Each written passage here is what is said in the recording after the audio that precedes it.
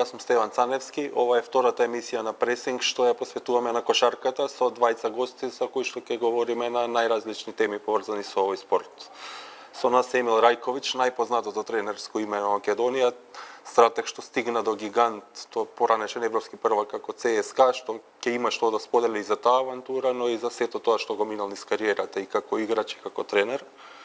Гостин исто така ни е и Маријан Илиевски, човек што 30 на години активно поврзан со кошарката, како играч, потоа долги години тренер, сега и како член на управата на вице-шампионот Пилистер, кој што е дефинитивно најорганизираниот клуб во Македонија.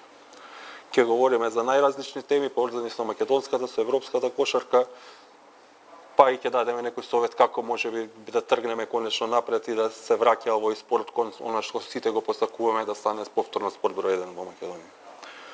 Емил, добре дојде. За почеток, како се случи да станеш тренер на ЦСКА? Колку пати се сретна со луѓето? Види, Стефан,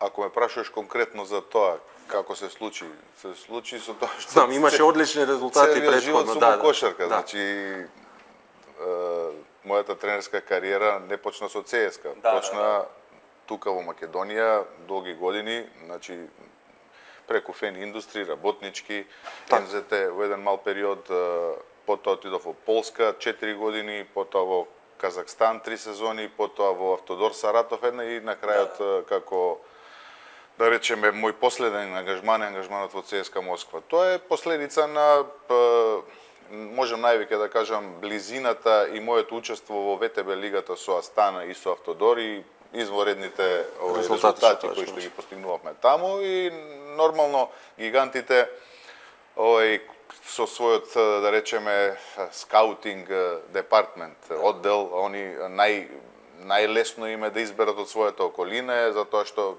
посебно за позицијата главен тренер е битно да се многу е битно да го знаат да ја знае и тренерот лигата и они човек. И да, значи да имаат и мислам дека тоа беше пресудно, посебно што во тој момент се случи тоа што се случи и ЦСКА не настапуваше во Евролигата и сакаа да изберат некој име кој што ги познава околностите во таа лига и кој што може да го води клубот во тој одреден тежок период од нивното живење. Каков газда беше во Тутин како ЧМ, како реагираше на порази, на победи, има ли сигурно има поголем притисок, но ЦСКА и Реал Мадрид се најголемите клубови во Европа и менталитетот на менаџментот и на навивачите и на сите тие легенди околу клубот не може да се смени заради тоа што не се игра Евролига. Тоа се истите луѓе кои што исто имаат исти навики, исти да речеме аспирации кон резултат и сигурно дека соработката со нив беше професионална, захтевна од сите страни, но како главен тренер се очекува од тебе да поставиш своја методологија на работа и да си одговорен за еден голем тим. Така да соработката со Тутин беше професионална, пријатна на моменти непријатна, затоа што во клуб како ЦСКА поразите се сваќаат тешко и секогаш носат последици, така да за среќа во голем период од како бев таму имавме одлични резултати со одредени сите знаеме на крајот што се случи и како го напуштив ЦСКА, да не се навраќам на тоа, но голем дел од мојата работење таму беше пријатно и за мене и за нив. Имаше извонреден старт, урна многу рекорди во првата сезона. Плејофот беше несреќен, меѓу другото и поради повредата на Милутинов, која што ти се случи во најлош момент во полувреме. Соработката со Милутинов, ете тие, да кажеме, највисока класа играчи и меѓу другото би го споменал и Швед, кој што е баш суперстар, тој у своја земја и колку беше тешко да се хендла еден таков играч. Мислам, ја немав никакви проблеми. Многу добро бев прифатен од сите, од играчите. Тоа се играчи кои што се со високо реноме, со извонредни човечки квалитети, така да високо врвни професионалци кои што си ја знаат својата улога и оставаат на тренерот да го води тренажниот процес, да ги води надпреварите. Нормално треба да се поседуваат одредени soft skills за да се менаџираат нивните карактери, нивните ега, Но тоа е веќе таа наша работа како тренери да го тоа хендламе. А што се однесува конкретно до Милутинов, имавме извореден однос. Он е едно прекрасно момче кое што е одлично воспитано и воопшто нема некој его и кој што многу лесно беше да се соработува со него. Што се однесува до Алекс, да, Алекс е огромна звезда во Русија и во Европа, он е еден од најдобрите и скорери во историјата на Евролигата, така да има многу причини да биде горд на својата кариера, но и со него имавме одличен однос. Он имаше главна улога во мојот тим. За несреќа, он имаше повреда на задната ложа пред плейофот и не беше доволно спремен во тие клучни настави против Локомотив, каде што не излезе така како што посакувавме. И после, ако се сеќавате, имаше една несреќа во да речеме, надвор од кошарката, каде што мораше да заврши во болница со некои последици кои што беа дури по неговиот живот. Но ние продолживме и без него и истеравме таа сезона со победата над Зенит во борбата за третото место. Мац, некако низ годините важиш за тренер кој што влегува во поприватни кошаркарски проекти. Значи, ако почнеме од Лирија, Пожу, Блокотехна беше одличен проект, Охрид тргна одлично, не. Сега и Пелистер има општински удел секако, но пак со еден мокен спонзор. Мислиш дека е тоа она што треба малце повеќе да биде за сето тоа, целата кошарка да напред? Па вака, искуството покажува дека каде што има приватен капитал, дека и емоциите на луѓето кои што го водат тој проект, луѓето кои што вложуваат, дека секој пат бараат повеќе и сакаат да се соживеат со тој нов проект, со тие нови играчи, со тренерите, со стручниот штаб, со сите оние кои што се практично учесници на самиот паркет, поставуваат една друга релација која што во самиот почеток е крајно ентузијастичка, со тек на време нормално дека се менува. Сето она кое што е започнато во сите тие, ајде да ги кажам 3-4 проекти во кои што сум бил вклучен, самиот старт бил да започнеме нешто и да бидеме практично дел од кошарката и да бидеме некаде на средина на табелата или да се обстои на некој начин. За моја среќа, да кажам, и за среќа на сите оние кои што биле вклучени во тој колектив, сме завршувале високо на табелата и сме постигнувале некој, ајде да кажам, позитивен имидж во однос на сето она што е новитет и нормално е секое такво појавување, дека е добро за кошарката и добро е да еден таков тим функционира практично на исто ниво со нашите колективи кои што се најголеми, значи и да имаш надпревари кои што се водат и како дерби, иако си дебитант со тој проект, каде што посетеноста на љубителите на кошарката во тоа место каде што работиш е се поголема и се прифаќа тој дел на работа и тој начин на функционирање и таа атмосфера, да тој град заживее практично не само на паркетот, туку и со самото присуство на љубителите на спортот кошарка. За жал, тука и Емил сигурно ќе се надополни со тоа што и тој прерасна како тренер и започна во еден таков проект кој што беше, и тоа сум јас во почетокот кога започна, па после тоа во Фени Индустри, каде што се појавуваа луѓе кои што навистина ги знаеа и како да го постават тој однос менаџерски во однос на градот, во однос на стручниот штаб, во однос на играчите и да живеат практично како еден вид на семејство, а преку тој дел, значи, сите тие да имаат можност да напредуваат. Така да, за мене, секој пат беа поприфатливи тие проекти во помали средини, во клубови кои што и практично и не постоја или беа на кошаркарската мапа секој пат клубови кои што беа со не таков рейтинг во однос на кошарката и сум среќен што сум можел да допринесам и да бидам, значи, дел од нешто кое што се создава. Не дека не сум имал можности, не сум имал понуди од клубовите кои што се водечки, кои што се со највеќе трофеи во Македонија, меѓутоа тоа е нешто кое што мене ме привлекувало и знаеш како Стефан, самите почетоци кога започнуваш во еден таков колектив, не се соочуваш со проблеми од типот на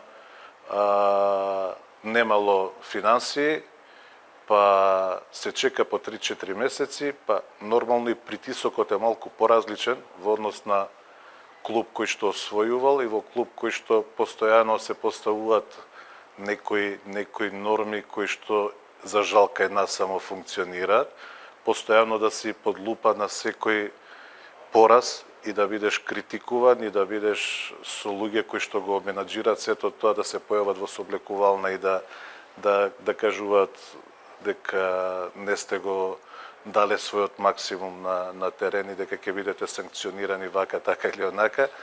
Туку напротив во овој случај е прифатено се позитивно и тој дел е барем, ајде да кажам, колку толку во почетоците избалансира. Колку си задоволен од Пелистер? Зборам сега клубски поставеност, кога зборувавме баш пред да влезе таа спорт, баш се пофали, ќе видиш како ќе го направиме клубот, напокон да имаме клуб каков што заслужува македонската кошарка. Па види, сега ќе зборуваме за нешто кое што треба да биде присутно во сите клубови. Ние не направивме нешто вау, бидејќи сето тоа е нешто кое што е нормално и кое што е основно за секој колектив. Во моментов Пелистер веќе втора сезона покажува дека е најсериозен колектив во однос на организација, во однос на поставеност, во однос на услови, каде што тренерот е тренер, каде што играчите се играчи, кој што е многу важно. Најчесто во нашите колективи било како да ги балансираш работите со најпрост пример.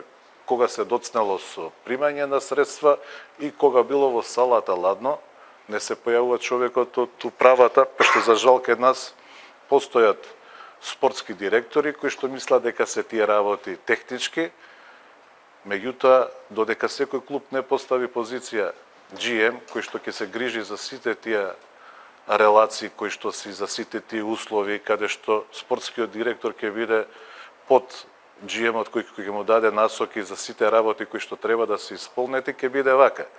Кај нас, се уште се соочуваме со тренерот да биде и тренер, да биде и тренер за физичка подготовка, да биде и тренер кој што ќе ги балансира средствата и каде што ќе најде начин како да разговара со играчот, да тренира во некои услови кои што се во минус.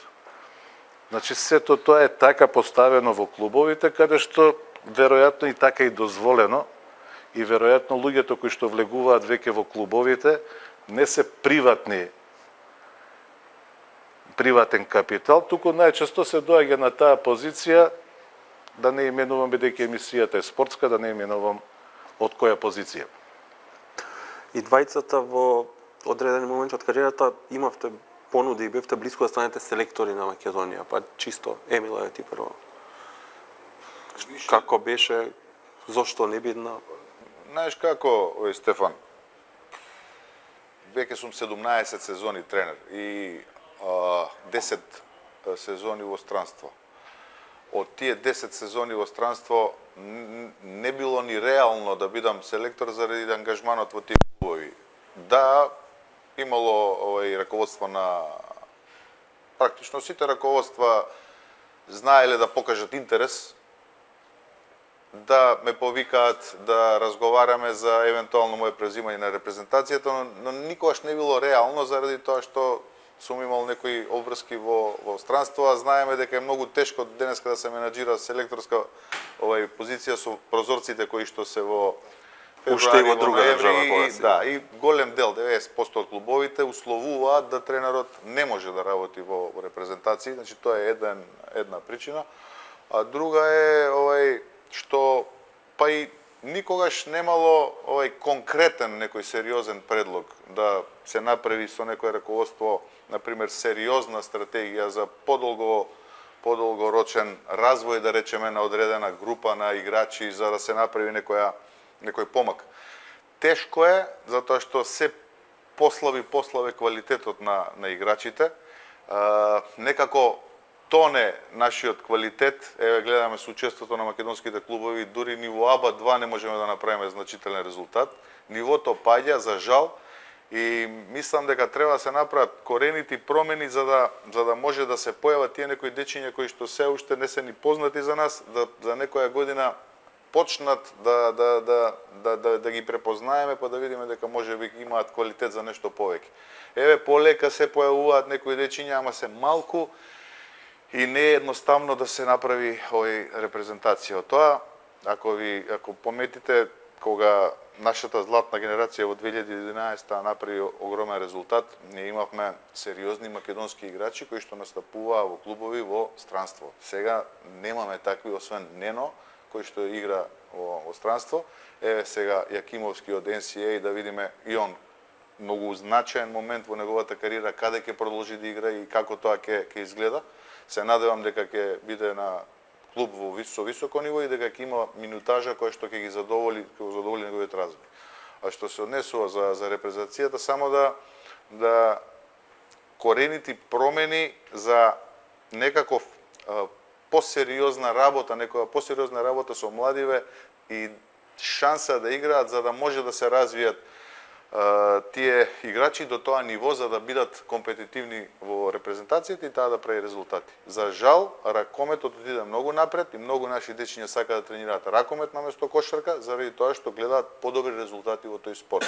Тоа е пораз на сите нас што се бавиме со кошарката во Македонија. Така да крајно време е да нешто направиме по тоа прашање. Мац, ти беше најавен како и речиси договорен во тоа време. Председател Пеца Нумовски беше договорен, одеднаш ништо не се случи. Што беше причината, како тече разговор? Јас практично ми беше голема чест, која што нормално на сите ни е чест да водиме екипа со репрезентативен дрес и да си селектор на својата земја. Во тој период, значи, имавме практично некои различни ставови. Желбата постоеше, меѓутоа, да кажам, она причина која што беше банална, бидејќи за мене важи кога доаѓаш на некоја позиција, поготово на селекторска позиција која што е представуваш својата нација, дека тренерот треба да има свој тим, стручен тим со кој што ќе соработува. Па практично во тој период и беше практично најавено дека репрезентацијата се соочува со некои меѓучовечки лоши релации, дека нема атмосфера, дека и од сето на кое што јас го имам сработено претходно во клубовите кај што сум работел, таа атмосфера постоела и таа релација била запазена со почит. Практично беше земено и предвид и тоа во однос на сето на што значи стручност.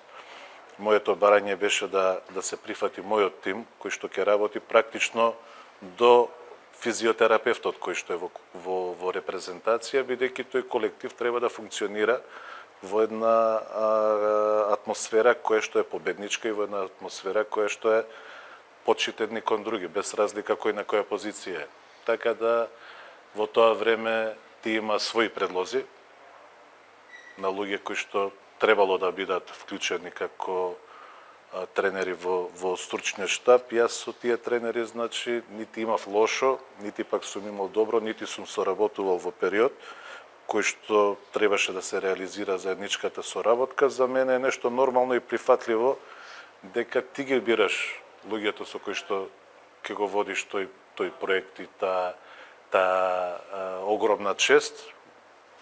Најавено беше практично и пресконференција, на која што јас 2 часа пред конференцијата очекував до тогаш дека ќе најдеме заеднички јазик во однос на моите барања. Тие не беа барања некои големи, меѓутоа беше најавено од кога ќе заврши пресконференцијата дека ќе се предоговориме. За мене тоа беше некоректно и повторно ќе кажам, не сум навреден воопшто во однос на таа релација. Секој ги гледа работите од свој агол.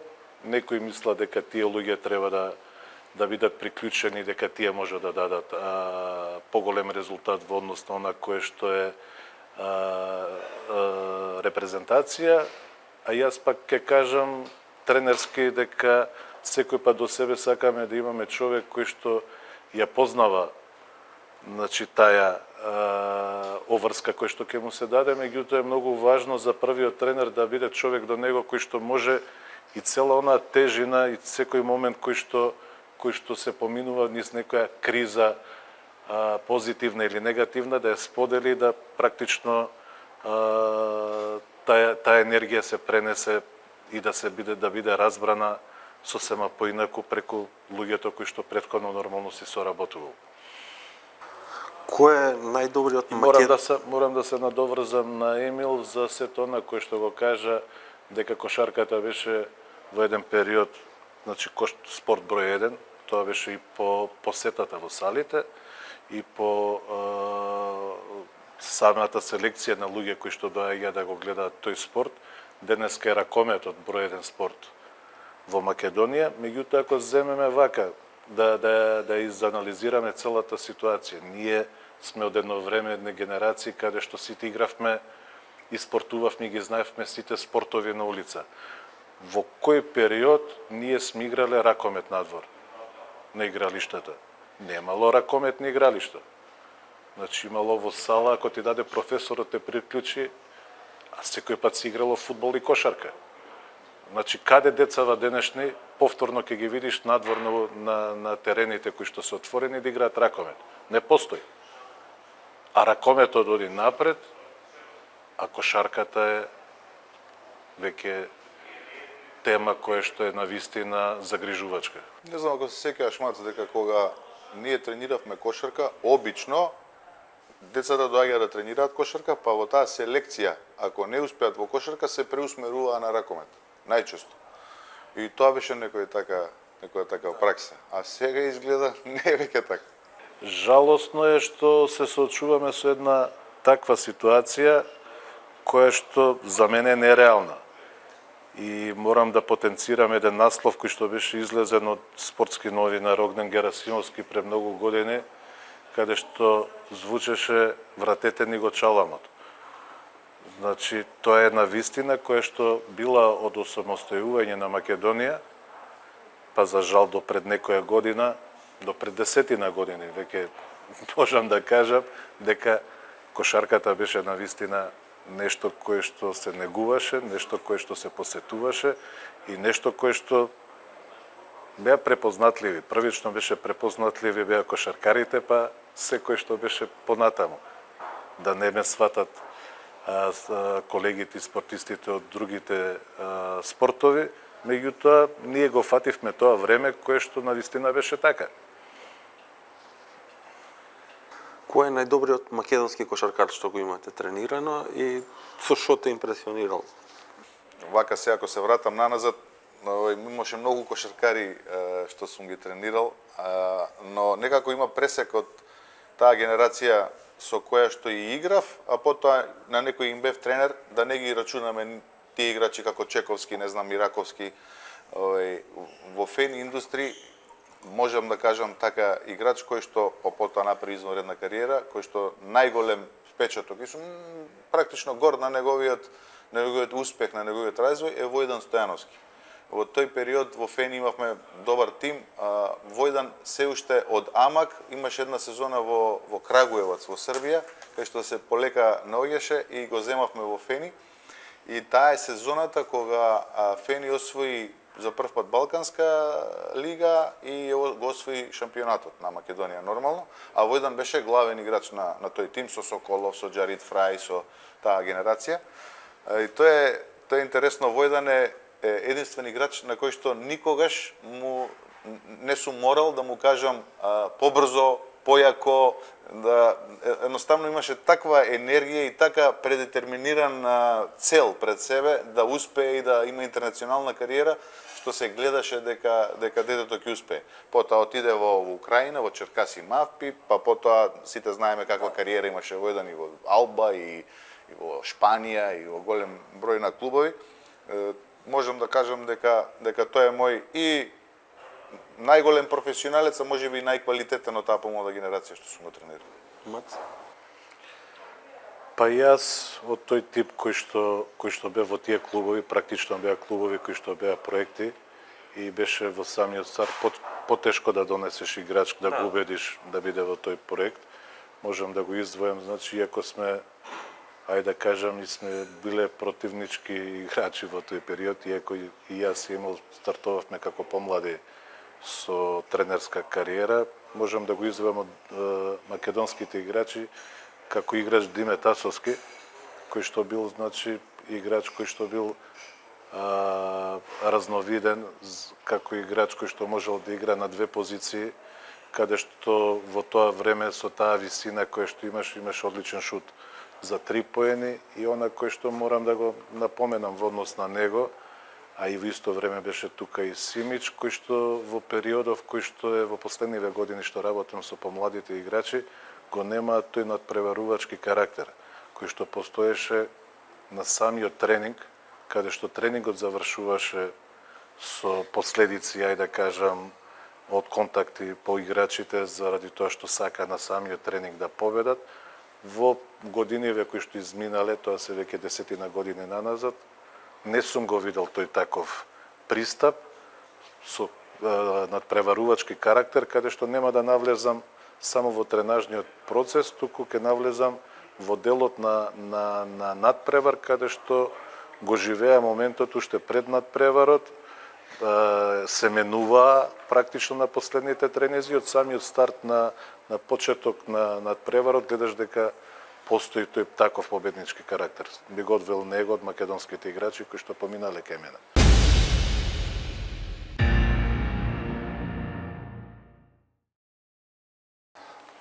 Емил, кога беше тренер на Работнички, да се вратиме пред 10 години, 2014, беше тоа еден многу сериозен проект со амбиција да биде уште посериозен.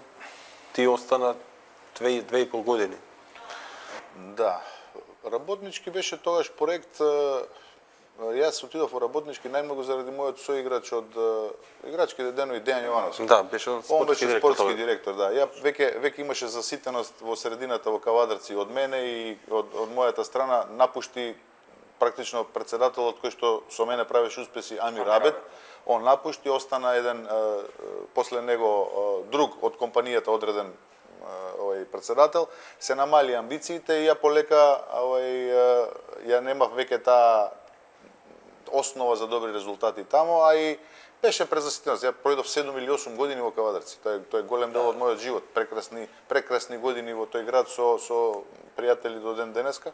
Но во тој момент дојде до презаситеност и се појави Дејан Јовановски, мој другар од играчките денови, со Горан Граматиков, кој во тој момент ми беше менаџер, и ми предложија да дојдам во Работнички. Во Работнички бев 2,5 сезони. Во првата они беа клуб кој што беше во долгови, кој што требаше да се консолидира. И направивме добра работа со тоа што во таа сезона, мислам дека во таа сезона беше на финалето со МЗТ, каде што беше одлична кошарка. Да, каде што имаше екипи кои што МЗТ, мислам во тој момент беше 6 во АБА лигата, кој што во таа сезона го победуваше и Партизан. Има еден состав со Чековски, Гечевски, со Стојановски, со странци како овие Шеховиќ, Синовец, не знам, состав, мислам дека беше Пипан тренер или Мартич. Таа година беше Пипан, мислам дека таа година ке тебе беше како се викаше Абукар, така? Ти таа година заврши со Абукар и со таа година заврши во полуфинале, загуби од Кожув. Кожув и МЗТ игра, мислам, финале, а наредната година кога беа Иконич е таа сезона која беше Мартич и која што игравте. Да. Значи се смени менеджментот, Јовановски си отиде, остана, мислам дека имаше политички промени, и со тоа дојде и промени во клубот, да, беше мислам прво Тодоровиќ, после дојде Жерновски, во сезоната кога беше Жерновски, останав ја во клубот, имаше директор Аврамчев. Да, Аврамчев беше. Бог да го прости, добар човек, бивши амбасадор, мислам дека беше во Женева и беше поставен да го води Работнички тој проект. Неочекувано направивме некој тим кај што пробав да направам спој на младост, на искуство и да донесам играчи кои што во тој момент беа, мислам, во некоја возраст кај што можеше да се направи нешто посериозно. Таму беа Соколов, Брчков, тој тип на 25-6 годишни играчи. Марко Симоновски. Марко Симоновски, да, браво. И донесовме некои странци кои што да парираме немзет и беше интересна кошарка. Но тоа е последната сезона. Предходната сезона имавме добри планови со Јовановски да направиме еден клуб репрезентација, но тие планови се изјаловија затоа што се случија тие промени политички, он мораше да отиде. Инаку имавме добар план да ги донесеме Чековски, Воведан Стојановски, Гечевски, да направиме еден тим кој што ќе може да игра во Јадранската лига. Тоа беше некој обид, ама неуспешен. Но во тоа време кошарката, ја памтам финалето со МЗТ беше во Борис Трајковски, целата една страна црвена, другата плава, прекрасен амбиент, кошарка на високо ниво. Тоа се мислам тие некои последни блесоци на сезони кај што имаше така повисок квалитет и потоа полека почнува да паѓа. Јас после таа сезона добив покана од Шлонско родство. Колку беше тешко да се излезе надвор? Мислам, тоа што имаше, нели, фени некои добри резултати, но како млад македонски тренер да отидеш пак во Полска. Многу тешко и се базираше на мојата амбиција, на креирање на контакти, на наоѓање на луѓе кои што можат да ти помогнат тој прв чекор да го направиш надвор. Ја памтам, значи со многу менаџери, разговори, јавувања, мејлови, никој не ја пратеше па и ни ден денеска македонската лига. Значи, тие титули тука не значат многу надвор. Тоа CV тука не значи многу надвор. Да се добие шансата денеска е многу полесно него тогаш во Европа. Сега веќе имаме, да не зборам за Полска, каде што веќе имам и јас големо реноме, каде што и многу тренери дојдоа врз база на мои препораки од македонски и така натаму. Ама тогаш беше, мислам дека бе прв од таа понова млада генерација што отиде некаде. Сега веќе имаме, тоа се неколку тренери кои што работеле. Тане Спасев, Алек Јончевски, Радуловиќ, кои што во таа земја, овој Николче Василев, тоа се све сега тренери што во тој пазар пројдоа. Се надевам, јас секогаш пробувам да помогнам да отвориме и други пазари со мои лични релации затоа што не сме лоши, и можеме, имаме што да кажеме, ја разбираме кошарката, таа ни е во гените и сите овие што сме го прошле тој стар, да речеме, таа стара школа, каде што сме ги прошле тие надпревари со Мацка кои играчи, па после као тренери, па овие сите оваа нова генерација. Имаме што да кажеме, можеме да придонесеме. Сега, за жал, некој друг ги собира плодовите од тоа наше знаење, а не тука нашите играчи, например, да створиме наши играчи. За жал, таква е ситуацијата. И тоа е. Мац, сигурно си имал понуди од странство сите овие години, од сегашна перспектива, жали што не си отишол, се ценили доволно тренерската работа во Македонија? Па мислам дека под наши услови во Македонија, ако самиот немаш, ајде да кажем, нюх, нос и интуиција како ќе се движат работите, дека за кратко време си веќе заборавен и дека за многу кратко време ќе ја загубиш таа позиција како прв тренер. Кое што е за жал, имаме многу наши колеги кои што имам исто така високо мислење дека можат да ја водат таа екипа и таа позиција на едно поинакво ниво, додека кога би се поставило еден поинаква релација, да не му се дише на тренерот во врат и да тренерот не мора ради таа екзистенција да се прилагодува на системот на играчи. Најчесто во последен период луѓето кои што се поставени, значи во некоја позиција да го водат клубот, прават некоја релација која што е поблиска со играчите отколку со тренерот. Па тие играчи најчесто практично ги линчуваат тренерите под наши услови, штитејќи се себе си во однос на некои алиби ситуации зошто вака било поставено или зошто онака се тренирало овака или не се тренирало Тоа се и така. глобални трендови сега. И во НБА, и во Евролига се случуваш. Значи- За жал, Значи, тоа е нешто кое што е поразително и каде што во тие, ајде да кажам, високи рангирани надпреварувања, веројатно боли самата загуба на таа позиција, ама ке нас доаѓаме во ситуација каде што тренерите на вистина екзистираат и е многу тешко да се најде следна работа во наши услови, посебно ако немаш таа релација и упорност да соработуваш со многу менаџери, да процениш кој менаџер може да ти даде и да ти отвори работа некаде. Јас сум имал можност, значи сум имал понуди кои што сум ги одбил, значи било Румунија, Бугарија и тоа се и Маđарска. Значи имаше период кога ми беше понудено и за грчка екипа, меѓутоа моето практично решение во тој период беше можеби исправно, можеби не, заради некои мои лични, ајде да кажам, семејни ситуации кои што сум ги имал во тој период, кои што сум ценел дека треба да останам тука и да работам под овие услови кои што се сега. Она кое што практично го поминавме ние и како играчи, го поминавме со играчи кои што беа на вистина квалитетни играчи, домашни, странски.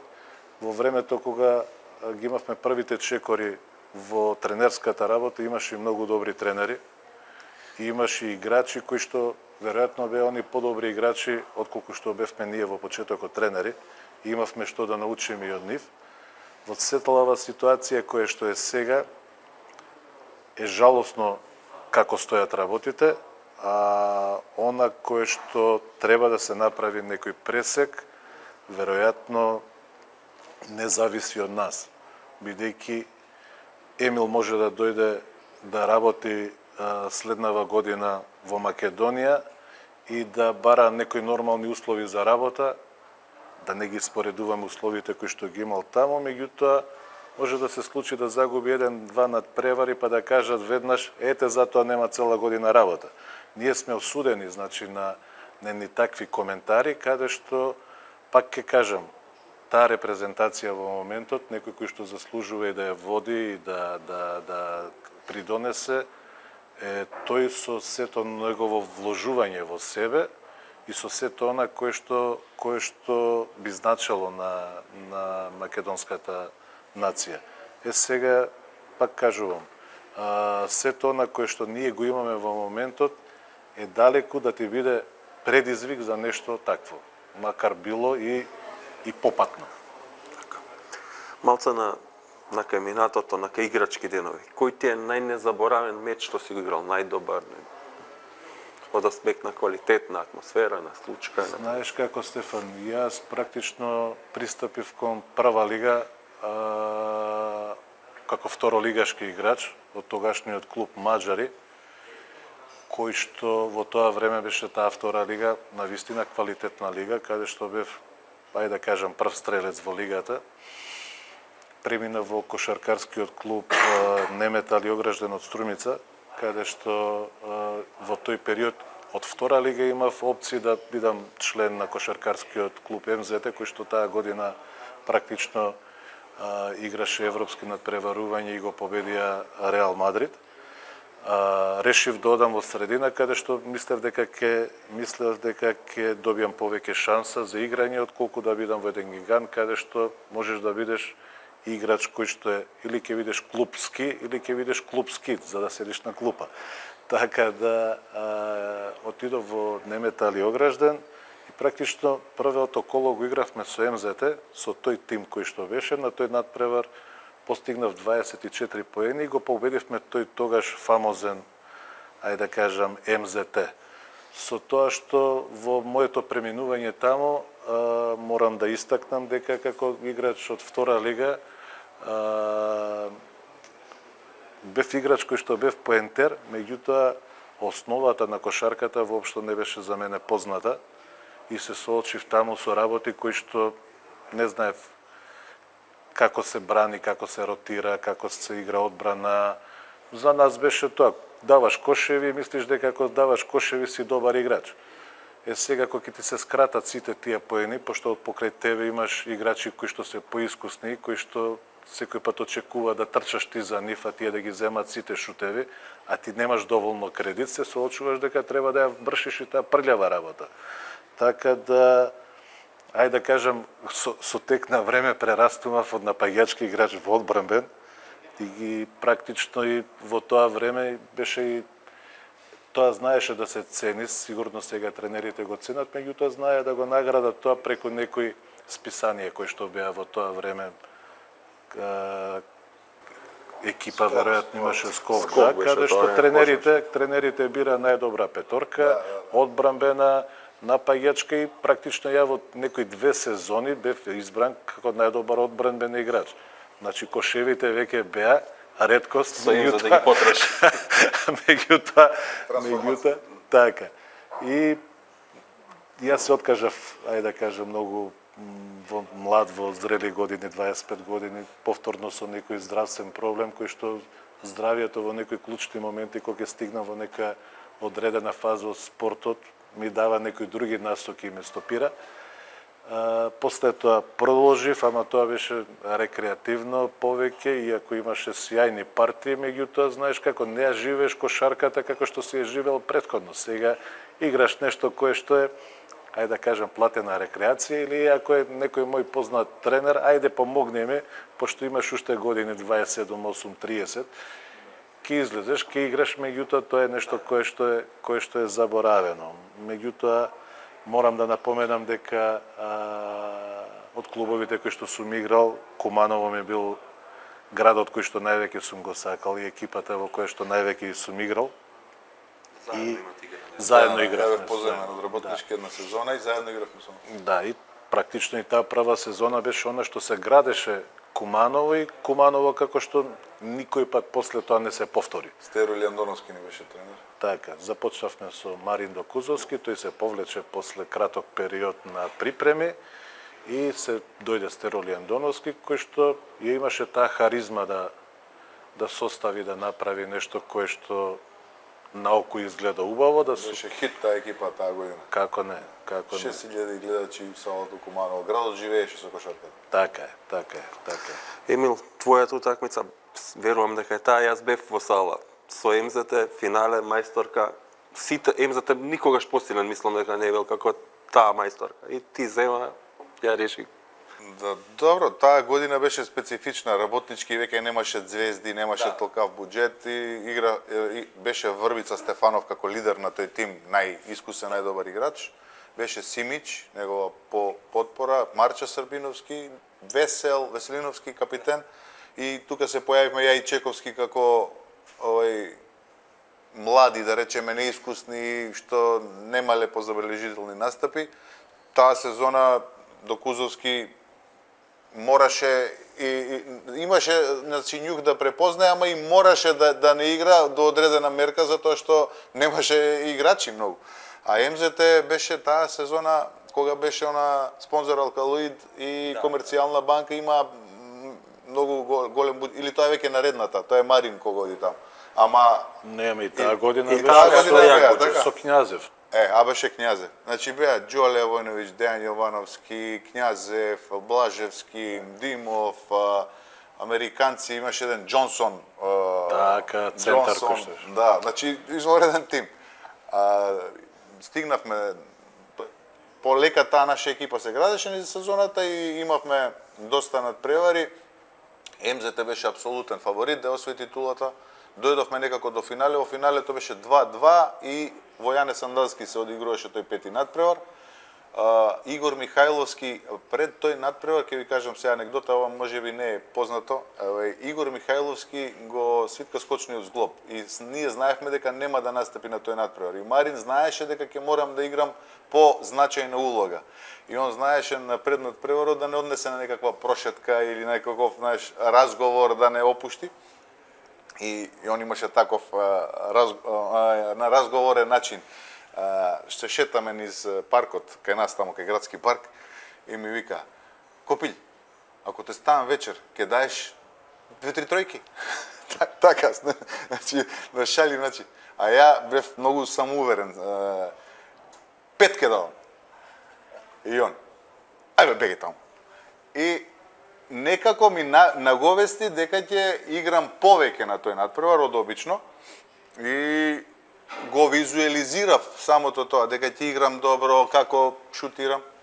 Кога дојде надпреварот, добив стварно шанса и ја искористив со тоа што сега сите ги прераскажуваат тие после тие 5 тројки, 21 поен во битни моменти, кога МЗТ ќе се доближеше, ние водевме цел надпревар, па ќе се доближи МЗТ на 6-7 разлика, па ја ќе погодам некоја тројка, па ќе се дигне и така. Тој да речеме најзначаен надпревар за работнички во мојата кариера, што многу им значеше и на навивачите. Со тој надпревар освоивме таа 7-ма титула на клубот во 1999 година е тоа. Другари. Мислам дека ти после тој продолжи, имаше опција во Грција продолжи. Да, и одиграв уште една сезона во работнички, дојде тренер Истеру Лјандоновски, уште едно или уште две, не знам. Не, значи Марин продолжи, игравме куп Раймондо Сапорта, што е сега Еврокуп, во група со Пари Сен-Жермен, со Басконија со Берто, со Скола, со Приджо, со Хуан Еспил, со Рожер Естелјер, со Лорен Фуаре, извареден екипа, Перасовиќ, мислам дека беше тренер. Во таква група имавме некој настав во Раймондо Сапорта, ама Врбица си отиде и имавме послаб тим. По тебе што е разликата од тоа време до сега со тоа што тогаш играше работнички Раймондо Сапорта? Играше не Метали Огражден Раймондо Сапорта, играше МЗТ, играше Никол Ферд. Да. Каде сега? Тоа се сериозни купови, значи тоа е еквивалент на Еврокуп сега. Ти играме во Фернандо Буеса арена, која што е тогаш нова, со екипа, знаете, Баскони имаше таков скаутинг тим, кој што ногеше аргентинци. Си го држеше тој пазар. И тоа беше баш почетокот на таа екипа. Пари Сен-Жермен со Тони Паркер. Ние го имаме Алек Јончевски на 18 години се чува со Тони Паркер. Марин му вика, чувај го, ви исто годиште сте. А ние уште тогаш Тони Паркер беше за еми. Мислам, сакам да кажам, безобразлукот, нашата самодоверба, ќе играме против кој сака, нека е Тони Паркер или ово или оне. Значи, сме се такмичеле на тоа ниво.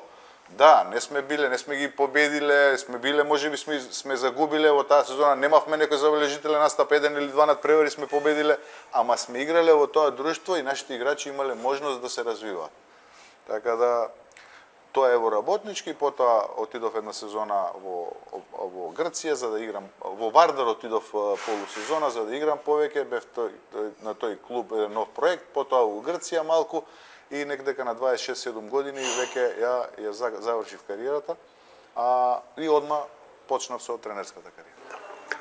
Малце се вратиме на актуелната состојба. Мац Пелистер последниве месеци некако е во центар на внимание со барања што се сосема логични за многу работи, но кај нас се невообичаени. Зборуваме за топли сали, зборуваме за некои нормални услови за одигрување на надпревар, што реално се пропишани во пропозиции, но како да не се почитуваат како што треба.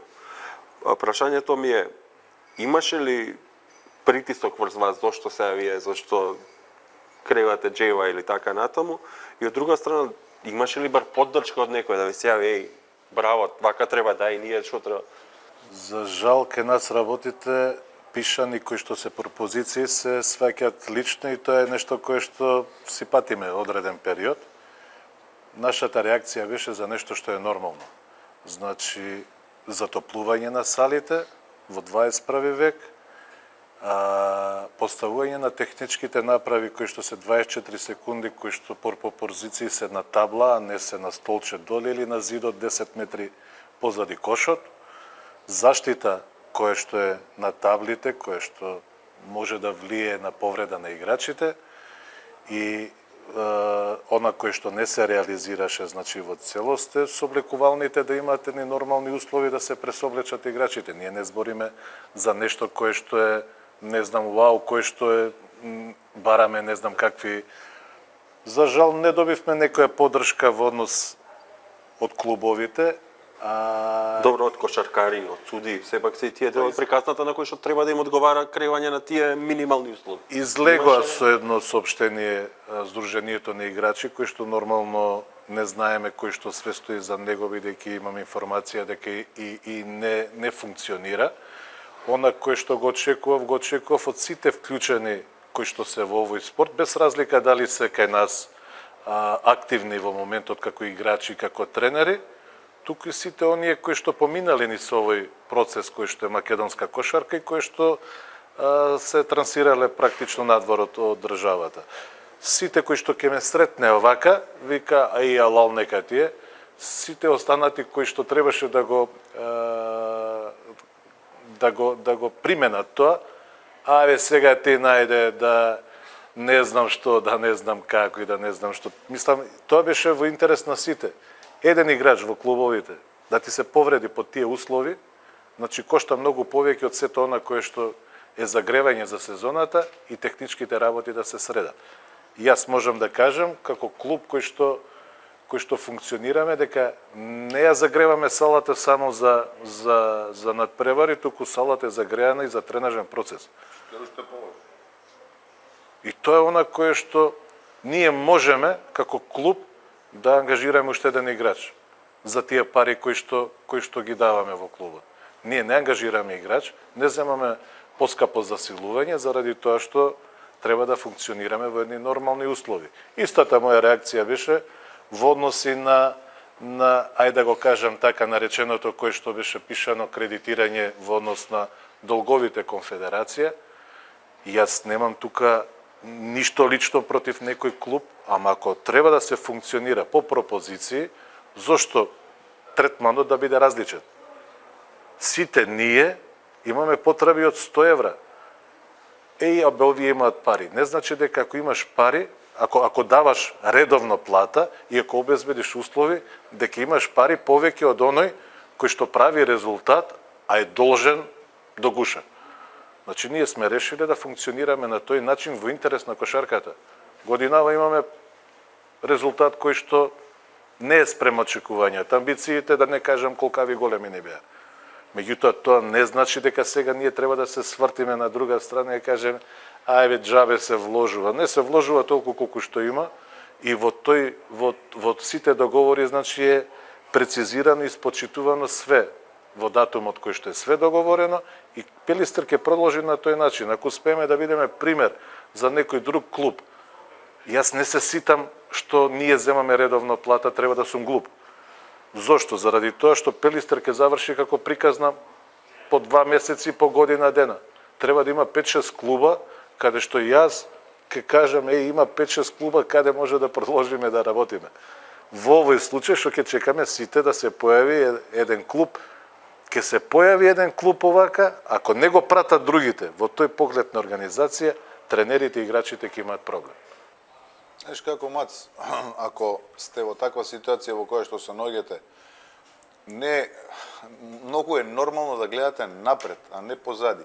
Така да, ако имате оптимални услови за работа, вие треба да барате средина, каде што ќе можете да се надпреварувате со такви клубови како што сте вие.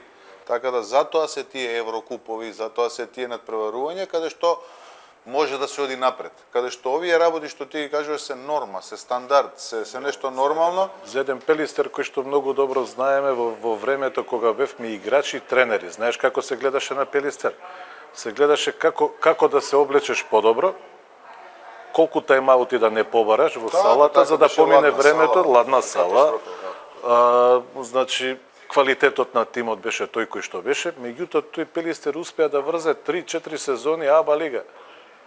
АБА 2. АБА 2, кој што е огромен шекор за една таква средина каде што е непопуларен спортот кошарка во однос на другите спортови. Сега се направи една приказна, веројатно успеа да го гледаш и финалето кој што беше организирано на купот, куп над преварувањето, кој што беше најдобрата атмосфера во последните 10 години кој што се случило со една организација на купот над превари.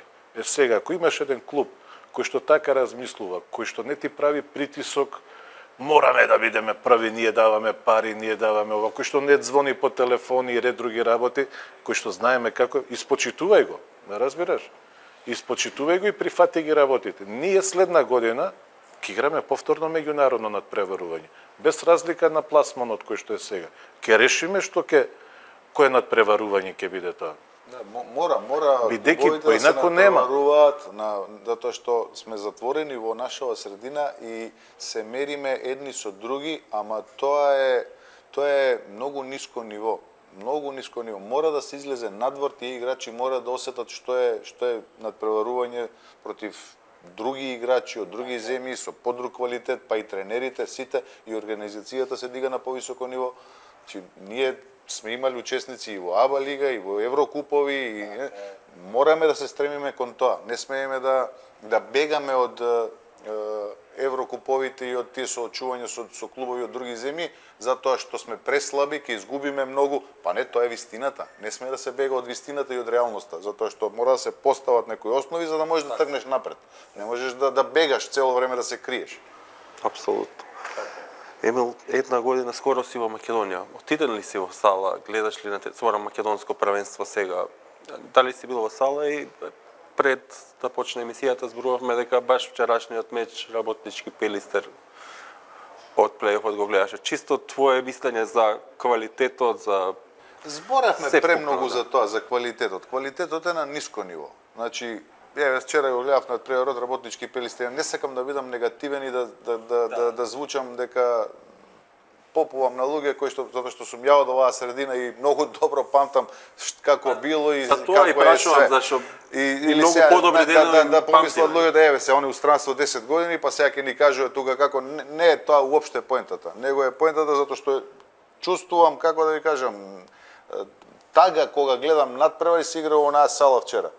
Не треба да се играат надпревари у школски сали. Не може да се, значи клубовите што немаат сали, што не може да ги затоплат, што немаат одредени услови, не треба да се надпреваруваат у прва лига. Има втора лига и полека нека дојдат до статусот. Значи мора да се дојде до оптимален број на екипи кои што имаат одредени нормални услови за игра. Ова е сега за Работнички во специфична ситуација се гради салата и они нашле тука да играат во ред, ама јас зборам генерално за другите клубови, за све, не само за овој случај вчера. Да, Емил, ама Работнички со тебе играше финале, полуфинале во Борис Трајковски. Да, ја инсистирам. Значи, пак доаѓаме до нешто друго. Работнички е репрезент. МЗТ е репрезент на македонската кошарка. Тие треба да се пример за сите останати. Јасно. Значи, тука нема збор. Ја не знам во овој момент каква е ситуацијата и кои се причините зашто они играат у таа сала. Али луѓето кои што се во кошарката го чинат, ги составуваат и правилата и условите. Така да во тој момент кога сум бил ја во Работнички, сум можел да речам нека се игра во градски парк за да правиме поголем притисок на МЗТ и да пробаме да ги победиме на тој начин. Не, јас сум сакал да биде европски, да личи на нешто, кога ќе погледнат луѓе од Европа да речат, 6000 луѓе, 3000 црвени, 3000 плави, спектакл, а не да се криеме по дупки. Така да луѓето мора да го сменат мајндсетот, значи да се отворат према Европа на сите можни начини.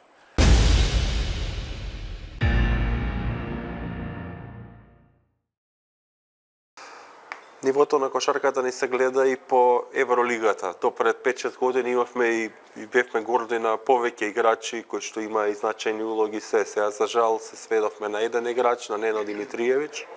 Ме интересира, имаше блиски средби со него, зборам, Уникс, ЦСКА. Дали после таа прва сезона кога Нено стана MVP, дали имаше обид твој или на ЦСКА да се подпише? Да, имаше. Значи, у двете сезони он беше понуден прво у ЦСКА, првата година. Не го ангажиравме затоа што во тој момент имавме и Швед и Каспер Уер, двајца плеймейкери на негова позиција. Немаше да се развие и немаше да има таа сезона како што имаше Уникс, по моје мислење. И заради тоа не настапивме сериозно. Во втората сезона кога си отиде Швед, ја имав разговор со него и клубот понуди одлични услови за негов ангажман. Ја и он се заразговаравме за играта, за стилот на игра, за составот на тимот, све. тука во Скопје се видовме.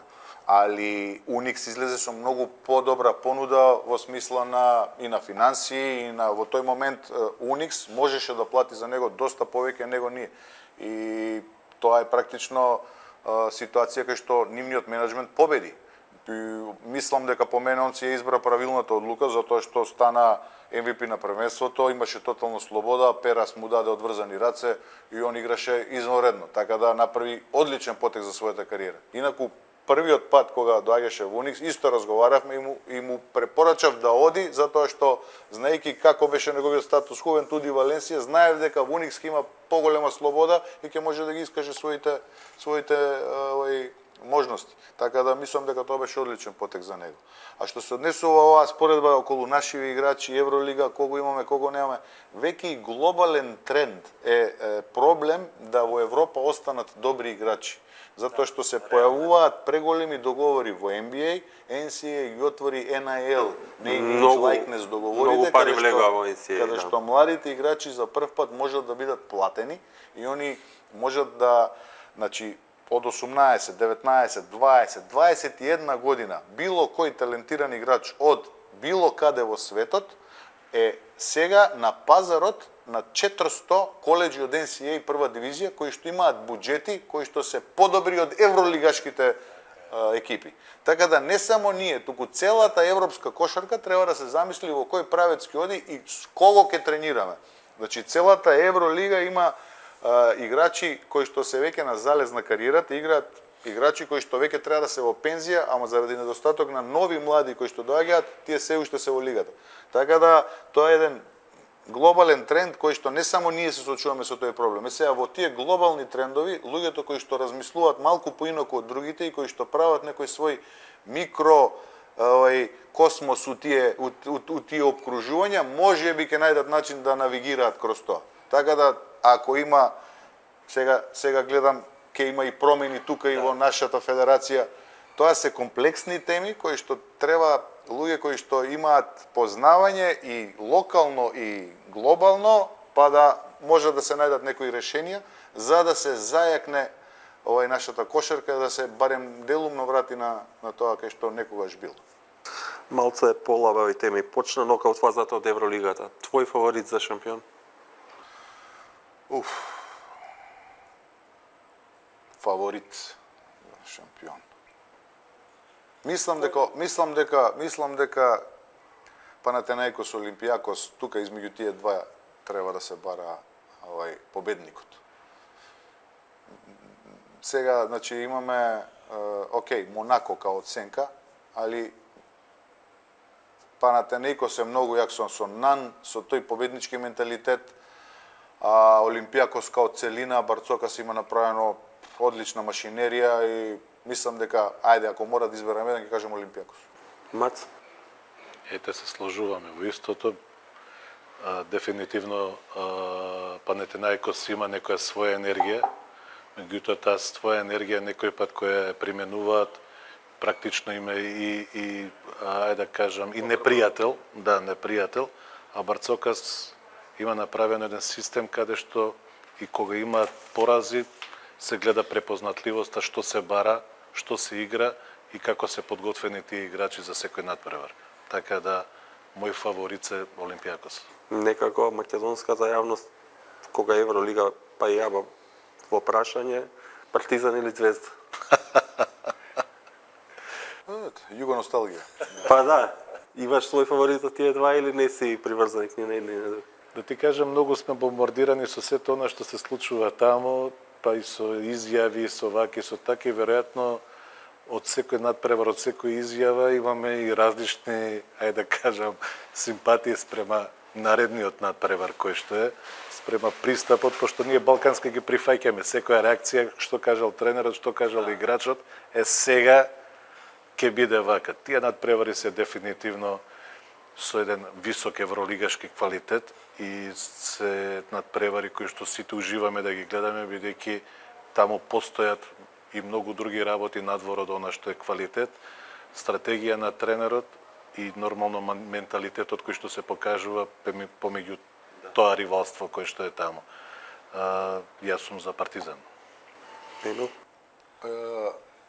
не можам да кажам јас сега за например не ги гледам веќе работите така, можам ако збориме за мои омилени клубови можам да кажам ете највеќе свое време својата кариера сум поминал у Работнички, за мене омилен клуб е Работнички. Не можам да имам друг омилен клуб затоа што таму сум, од таму сум, тоа е моја сала, моје место, од таму сум роден, таму сум живеел и само таму за тоа осеќам таква љубов. И за мене на пример драго ми е мило да гледам екипи кај што имам некаква поврзаност. На пример некој играч што сум го тренирал, некој соиграч, некој тренер што се познаваме лично и тие ми се поинтересни да ги гледам. А Партизан и Звезда ми се најинтересни да ги гледам во Евролигата кои играат заради атмосферата, заради тоа што стално има играчи кои што сум ги се, има Давидовац у Звезда, има не знам. Пријатели сме со голем дел од тие луѓе и заради тоа ни е подраго да ги гледаме. А да навивам, не навивам за никој, затоа што сепак треба да го работам тоа можеби еден ден. Малку беа Јокич или Дончич? Двајца да се суперстарови на различни. Јокич ја менја кошарката во однос на тоа што центар кој што игра као плеймейкер и кој што поставува некои нови стандарди во кошарката, бројки, значи во тој статистички дата дел е нешто што е невидено до сега. А од друга страна, Дончич е па оној репрезент на нашата школа и дрскост, на онаа XU школа, дрскост, оној, да речеме, плюс е бек, кој што може да направи одредени потези кои што се да речеме, елегантни, поинтересни за публиката. Така да, ако збориме за стилови Дончич, ако збориме за импакт, влијание врз кошарката, до овој момент Јокич. Мац? Па Јокич е нешто кое што практично ги бележи сите овие неколку години, е несватливо и за тренерите кои што со таа физиономија, сите тие движења, сите тие потези кои што ги спроведува и изгледат премногу едноставно. Дефинитивно ние тоа сме го гледале во некои наши млади денови кај Меджик Џонсон, кој што бил на друга позиција, а дефинитивно значи улогата која што тој ја има и чекорот пред сите други играчи во однос на чувството за игра го гледаме и на самите тајмаути каде што и самите тренери го почитуваат тоа кој што не се случило мислам до сега кај некој од играчите да има таква дозвола за да може да реагира и да црта на табла, покажува дека е вансеријски играч со нешто кое што е дарба и талент кој што е несватливо за сите нас.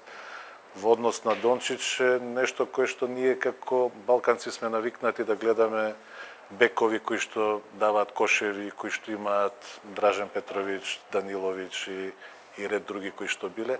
Не сме имале некои, ајде да кажам, центри као што е Јокич, сите биле центри кои што биле големи, доминантни и кои што играле позиција. Можда Чосич порано, кој што не сме го гледали во живо, не се ни сеќаваме. Така, играч кој што шутира 3 поени, кој што игра под кој што асистира, кој што води топка, кој што не изгледа како Тони Кукоч, кој што бил со таа висина, ама бил сосема друга физиономија. Така да, дефинитивно, ке сите нас практично тоа водишување е од Јокич, а она кој што нормално го носи таа карактерна особина за овие балкански простори е нешто кое што е дрскост е кај Дончич. Така да, тоа е. За крај, една малце сериозно нишка, една вечно прашање. Како да се вклучат се повеќе македонски играчи? Се сменија многу формули, па и од ти кога беше Фени, па и после тие години. Имаше, нели, младински репрезентативец едно полувреме, па лимит на странци, вака, така. Која е правата формула? Еве Емил беше и во Астана, беше во Казахстан. Како беше таму? Да, сум водел екипи во различни системи, да, во Полска, со два пољака на терен, во Астана, со учество во ВТБ лига без ограничувања, само на странци, 6 американци, ама во домашното првенство 2 американци дозволени и 2 екс-Советски сојуз, они имаат такви, као ние што имавме XU. сите лутаат, сите федерации бараат одредени модуси како да се дојде до оптималниот број на ограничувања, а да тоа влие позитивно врз развојот на нивните играчи. Можеме да видиме еден интересен тренд. Во Германија, на пример, во лигата практично да нема ограничување. Може да играат 10 американци, а они се светски шампиони. Шпанската АЦВ лига е најболја во свет, да речеме, после NBA. Шпанската репрезентација исто е многу високо ниво. Ограничувањето на странците во одредена мерка, ако се направи на долг рок, на некој рок од 10-15 години, како систематска рамка која што има план да се намалува и да се дојде до одреден момент на крајната цел, треба да биде слободен пазар, по моје мислење. Слободен пазар, каде што квалитетот ќе се добива преку надпреварување против најдобрите. Независно од која националност, боја на кожа, раса, значи од било какви овие ограничувања. Тогаш се доаѓа до најдобри. Значи што е NBA? Сублимат на најдобрите атлети од целиот свет, независно од каде.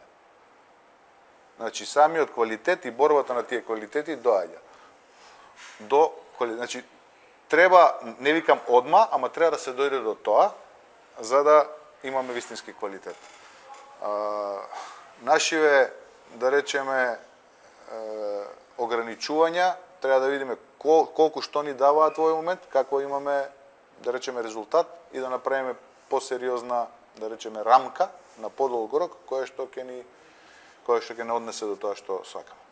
Дефинитивно ова правило кое што е донесено сега, значи не дава резултат. Ќе видиме првично по репрезентацијата и по надпреварите каде што ги играме само во домашно првенство. Значи ниту еден клуб не гледа дека може да направи сериозен ростер кај што би се надпреварувал во некој меѓународно надпреварување. Затоа и резултатите кои што се во АБА-2 лига, иако најчесто клубовите кои што се српски имаат по еден-двајца странци, меѓутоа тие играчи кои што играат тамо, кои што и не се некое сериозно име и презиме во кошарката, дури па и дојдовме во ситуација да не можеме и тие играчи од тој квалитет и од тој ранг да ги привлечеме во нашиот систем на преварување, бидејќи не сме веќе интересни. Што значи дека во некој период каде што одредени играчи, како што ги спомнавме и Војдан и Диме Тасовски и Емил во времето кој што играл и Врбица и Тоше Гечевски, сите тие Дејан Јовановски израснуваа како играчи покрај квалитетни странци. И тие играчи во одреден период кога имаше и 6 странци да можат да играат во 2013 после нашиот најголем успех во Литванија, значи тие играчи повторно беа носители, македонските играчи. И тие играчи и тогаш беа највеќе платени. И беа играчи и играат сега истите тие ќе играат до 40 години. И играат голем дел од нив. И играа. Така е. Порано беше единствен случај Будимир Јоловиќ, а потоа дојдовме до ситуацијата голем дел од играчите играат до 38-39 години. И мислам дека секој кој што е квалитетен играч, поготово македонски играч, дека секој пат, без разлика колкава е бројката на странци, дека ќе биде приклучен во тој систем и дека ќе биде со добар финансиски договор. На тој начин, и тие играчи кои што сега ги збориме, ајде 9, 10, 11, кои што ги земаме за да имаме број за тренинг, да личиш на тим каде што ќе излезеш, мислам дека на тој начин и втората лига која што исто така значајна за развој на играчи, ќе биде многу поквалитетна и ќе се подигне и нивото кое што е во однос на финансирање, бидејќи ние во моментов се уште кога ќе слушнеме како некој играч заработува одредена сума, паѓа му несвес, а тие исти суми се давале дули повеќе пред 25 години. Да. Јас сум имал странци со мене Марко Ивановиќ, Зоки Јовановиќ. Играчи, например, кои што играли во репрезентација на Југославија. Владимир Драготиновиќ освоја титула со Партизан. Така е. Пред неколку години доаѓа работнички да биде Видачич. Љубо Видачич. Така Значи тоа бе играчи, например, го гледаш се, Алекса Аврамовиќ. Така. И да дојду работнички после 2 години. Така е. Тоа е Баш озбилно. Значи, ние збориме за период кој што исто така ги споменуваме овој дел кој што е каде што тогаш не постоеше општински клуб, не постоеше ваучерен систем, а постоја квалитетни играчи, постоја финансии. Значи, системот на функционирање ни е погрешен. Ние во овој период, 2025-та, сакаме да го вратиме времето 20-25 години наназад. што е поразително. Сите одат напред, ние навиваме како да се вратиме назад. Навистина е поразително. Така. За крај, период сме на промени во федерација кои што ќе се случат на крајот на овој месец. Што би бил ваш совет број 1, да не навлагаме длабоко во милион работи, но што треба да е клучно тој што ќе дојде да каже ова е најбитно за полека да тргнеме нанапред.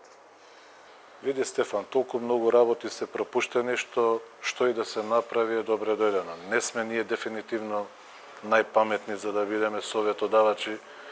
Работите се очигледни, што све недостасува и најсрекни ќе бидеме да се започне од основата, не да бараме оној крајниот дел кој што е производ, да почнеме од таму па да го заборавиме она кое што е основа и некоја нормала на функционирање. Се надевам дека кој да дојде, дека ќе ги доаѓа со согледани работи, со пропусти кои што се направени и со нешто кој што сите би биле практично срекни и учесници во сето она што значи одење кон подобро. Сигурно не може сето тоа да се направи преку ноќ, меѓутоа да се започне некаде каде што сите ќе осетиме да дајте сите да направиме нешто дополнително, да го вратиме она кое што го сакаме, кое што го заслужуваме. Емил? Тоа е веќе комплексно прашање.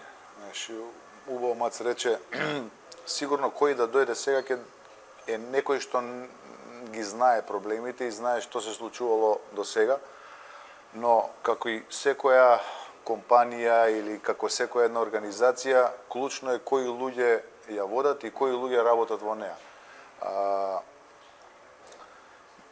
Мислам дека ако се тргне од тоа дека кошарката е на најниско можно ниво и ако се тргне од главните елементи кои што треба да се постават, мислам дека главното е почитување на одредените пропишани норми, да речеме легислативи и норми и акти кои што се пред се законски акти, после тоа акти во самата федерација, за да се дојде до одредени стандарди кои што мора да се почитуваат. Ако не се почитуваат, мора да има санкции, а не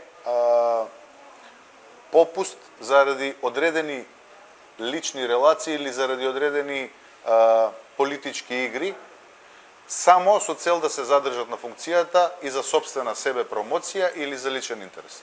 Поентата е кој ќе дојде, треба да направи не треба да измислува ништо посебно. Треба да направи да се почитуваат законите и да направи да луѓето кои што се поставени тамо навистина сакаат да направат нешто за добро на кошарката.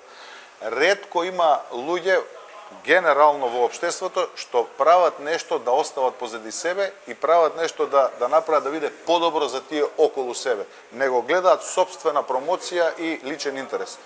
Тоа е многу лесно да се каже, ама е многу тешко да се постигне и јас се надевам дека знаете, често има треба да биде кошаркар, не треба да биде кошаркар, не треба да биде име, треба да биде способен менаџер, човек со честни намери за да барем еден чекор се направи напред и потоа да сите тргнат у тој правец. Тоа се некои вака мои генерални размислувања, а инаку ова е по-комплексна тема во која што треба да се влезе во многу детали. Види, Стефан, во однос на сето она кое што функционира последниве години, ајде да кажем тој ваучерен систем, кој што и како помош за клубовите, доаѓаме во ситуација каде што функционираат клубови во име на ваучер. Значи, тоа е нешто кое што треба да се разграничи. Следно, додека тој систем практично функционира со одредена сума на ваучер помош, треба да се каже за што се трошат тие пари. Барем во првите години наменски. Значи тие средства не треба да бидат првично за играчи, за тренери. Значи треба да се наметне систем, да. Имате оваа година да ја средите салата, да тој паркет личи на кошаркарски терен, да тие кошеви бидат поставени како кошеви, да осветлувањето биде како што треба, да соблекувалните кои што се бидат запазени како што треба. Значи се тоа треба да се наведе дека на денешно време е премногу нормално да имаш double face, дресови со две лица на тренинг, дека не може играчот... Играчите бандажирани, да има медицинска Значи, нега, да има тоа терапија, да. Тоа додека трае тој ваучерен систем, треба да биде така завршен. Следно, се надевам дека ќе се најде начин како што функционира, еве ќе го кажам, најблиско ни е Косово, што за жал треба да се споредиме со нив, да биде тој ваучерен систем, клубовите да си го барат самите, да биде no limit. Кој менаџерски тим е способен колку пари да донесе во клубот, да таа фирма биде ослободена од тој данок кој што е.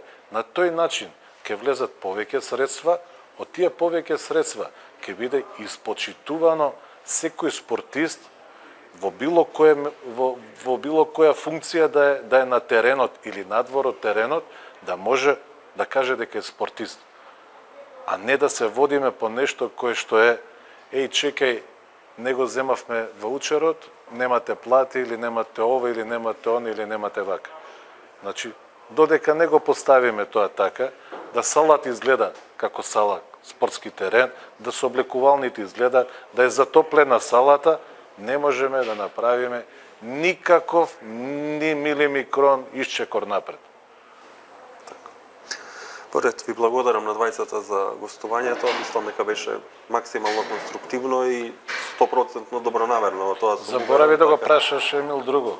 Кога ќе дојде во кошаркарскиот клуб Маџари, каде што играл една сезона, и да направиме нешто кое што ќе значи неговото присуство и да ја одржи еден-два тренинга со екипата која што е таму. Маџари е исто клуб во кој што бев поземен на почетокот од својата кариера и со Мац одигравме една сезона, прекрасни спомени, а што се однесува за тренинг, јас секогаш сум кажувал и за помош на било кој од нашите помлади колеги, тука сум отворен за секаков совет, за помош, нема проблем. Морам да го спомнам. Тоа е. Фала уште еднаш.